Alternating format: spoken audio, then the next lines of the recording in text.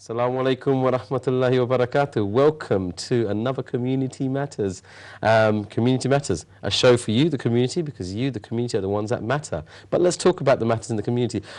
Well, where are we today? We're into the new year. I hope everyone's had a good 2015. We're into 2016, and you're probably wondering what I'm going to be talking about today. I've had martial arts, I've had the Upazila Silet football competitions, we've had some education welfare tests, but today I'll be really frank and honest with you. I'm very nervous. Why am I nervous? I'm presenting a show, I'm a host. I shouldn't be nervous, but I am, because I'm guilty. I don't think I've been doing enough, and I don't think I have been trying to promote the peace around the world, or even the peace within our borough, the peace within this country itself. So what have I done just to relieve a bit of that guilt and feel a bit better?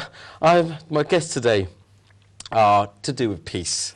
Gentlemen over to my right, welcome. I have Robert Scott here and Andrew Harlan, and you two gentlemen are very heavily and well involved in Shantir Boy. Yes, all right. Okay, and to my left here I have a young and thriving individual who, for his very young age, which I won't reveal on live air quite yet, is into local politics and is actually studying in town politics. Well, Ajim, welcome. Okay, so what are we really talking about? Well, Shantir Boy, for those of you that have lived all your life in Brick Lane and don't visit anymore, well, you're missing out, because in the last couple of years, quite a lot of changes have taken place. But go on Brick Lane, one of the side streets, which is one way getting you out of Brick Lane, but Fashion Street. For those of you that remember good old Fashion Street, there's a really nice store down there on the right-hand side. During the weekends, it's probably got the shutter down with a lovely piece of art on it, but during the day, it's a nice and thriving and bubbling store.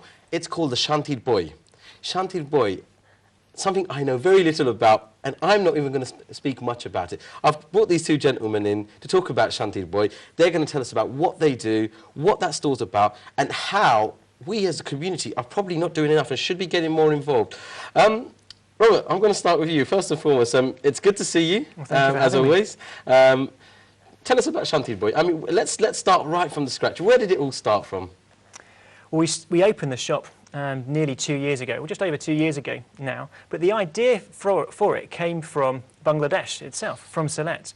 My family and I, we were trying to learn as much Sylheti as we could in Sylhet town, and we came across Shantir Library there, and it was a place where people could buy books, but also just discuss books together.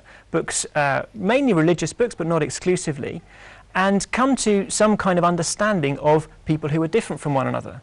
And we thought that's a great idea for somewhere like Tower Hamlets, which is where we are.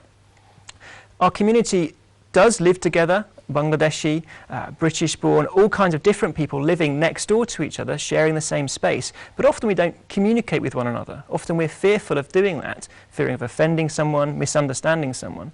So we're trying to create a space where we can discuss issues, particularly of religion, but not exclusively, sell books, borrow books, discuss them, find out about one another, and as Christian people have the opportunity to talk about our faith, as Muslim people have the opportunity to talk about theirs, and even as we disagree, which I'm sure we will, still live peaceably with one another, even as we talk about Jesus, about Muhammad, and different things that are really important in our lives.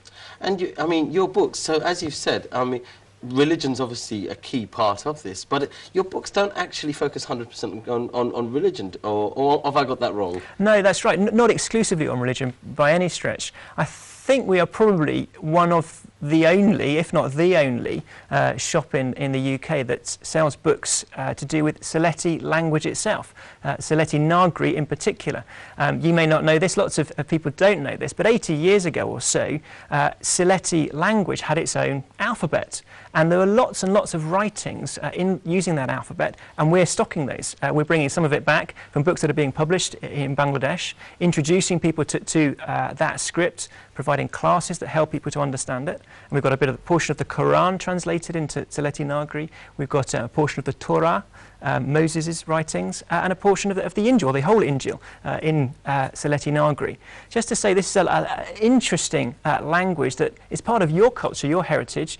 Come and find out about it. Well, I have to say, I don't know if for those of you that are watching that are probably my age or even slightly older than me, I'm feeling really embarrassed. I don't know if you are, because I didn't even know there was Nagri, which is, well, exclusive to Sylhet.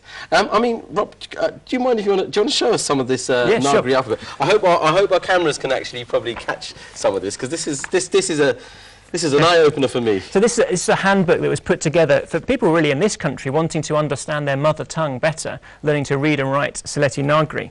And here, I don't know if the cameras can just about pick it up, but you've got different, the different alphabets here, which is much, much easier, in my opinion, to read than standard Bengali, and much closer to the Sylheti language, linguists would say. It fits much better. Does it actually, because as you know, the Sylheti dialect is very shorthand, shall I say, and it avoids the complications and the very formal approach to the way the Shuddha Bhasha is written.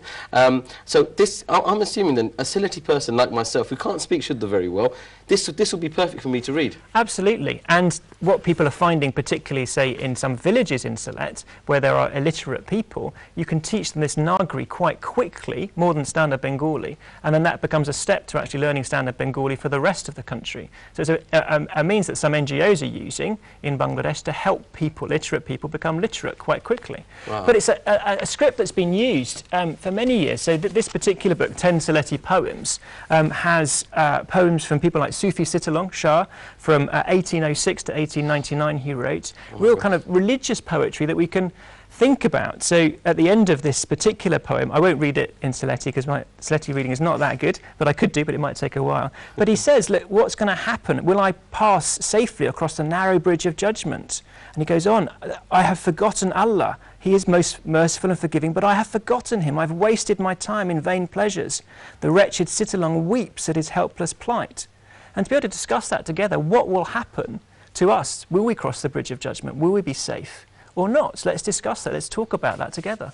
Do you know what, Rob, we're on live TV, and I think as television naturally needs entertainment, I'm going to get you to read that later on.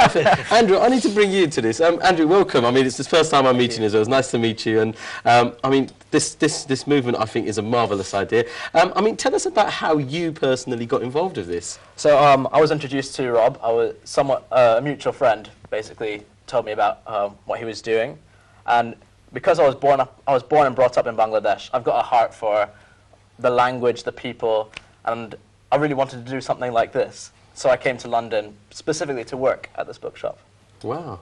And I mean, since then, how many things have you really done with them? I mean, what sort of things can you really boast to us about, if that's a humble way of putting it? Well, yeah, so I only work at the bookshop 1 day a week, but I really enjoy just all the things that it does. I try it. I actually can read very slowly Nagri now. I went along to some of the Nagri classes. I don't teach because I don't know it.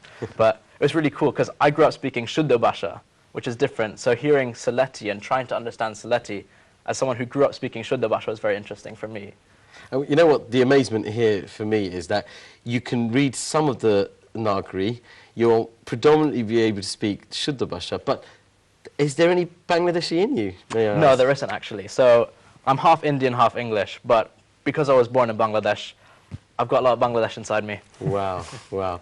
Gentlemen, this is something absolutely amazing, but I think whilst we've got the audience absolutely astonished by this, I think we need to go back to local politics in South Wales. So as I've just shown you, two gentlemen that are out there picking up on something that's just been forgotten about, bringing that back, and oh gosh, it's put a smile on my face, certainly. I hope it has done to you. But let's go local. I mean, I've got Ajim, welcome.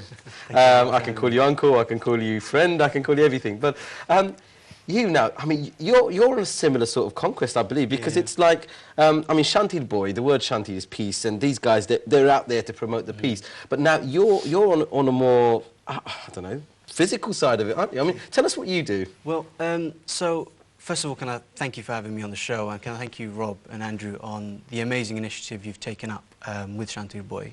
The conquest of peace through books is an amazing thing in itself. A great man once said that education is the most powerful weapon we have to change the world. And what we're doing through books is promoting that education, that literature, that reading, which I think, especially in our community, I mean, I'm sorry for the viewers and those families who are promoting the accountants and the medics and the engineers, but the arts and humanities are amazing too.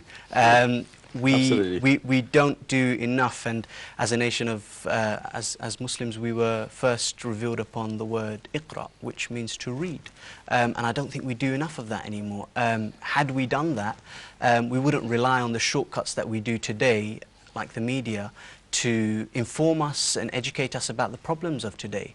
The fact that we are on a conquest of peace relies on the notion that there is a political context that exists, there is an injustice that exists. Now, with promoting kind of the deliberation, the discussion with one another, it's something that can bring out obviously the differences, but it can also bring out the things that we can agree upon as well.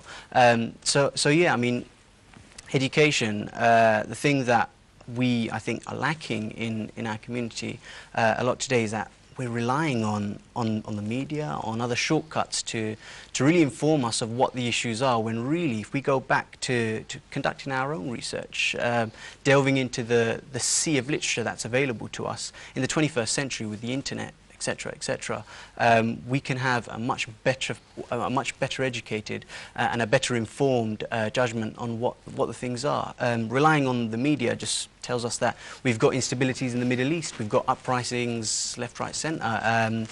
But if we really looked into our own research and came to our own conclusions, we'd realise, well, there's female genital mutilation going on, there's famine, there's all sorts of other things, there's Chinese border disputes that are left out of the mainstream. However, with a promotion of that educative function of going back to read what the world is going through today, only then will we be better informed to kind of pass a judgment on what it is. So again, thank you, Rob and Andrew, for putting on such a fantastic initiative, and I'd urge all other viewers as well to get involved, to go back to the scriptures, to read the literature that's out there, to kind of promote this peaceful context. I mean, it really and truly, I mean, what you've really told us, that I'm assuming has driven you to what you do now locally. Yeah. I mean, you're a hard-working individual, because I know you play football, you're still at university, but there's a little bit of local politics that you're involved in, aren't you? So I thought I'd have to hone in on my strengths. And I'd realised that the only thing that I could do is talk a good talk, so I thought I'd get involved in politics. Yeah, really, some of the things that we've just spoken about, recognising that there is a problem out there in the world that I can make a very small difference to as an individual. I realise that the first step that I could take is probably get involved locally, and I'm very happy, and I find a lot of satisfaction in being involved locally. So I hold a branch secretary role, and through that role we have organised local football competitions, as well as other deliberative meetings with other members, and I think that local function is so important to start that journey, start that conquest from home, because it might be fly tipping, it might be parking, it might be arguing with your neighbour, but it's to try and resolve and try and what this show's all about, community matters. It's trying to promote a healthier community that I found solace in and wanted to try and promote. So it was important for me that I started my world peace conquest at home and locally down in Newham. So I think it was important that, and again, I'd urge all other viewers as well, whoever feels the same, start at home. There's lots of initiatives locally that you can get involved in, and what it actually does is it helps you to go on to bigger things and recognise more of the problems that are out there. Again, Excellent. that educative function. Okay, well, I've given everyone a general outlook on what I've got on either side of me and how I'm going to tie these two sort of conquests in together. I'm going to take a short break. I need to make a bit of planning, so don't go away. I'll see you very shortly.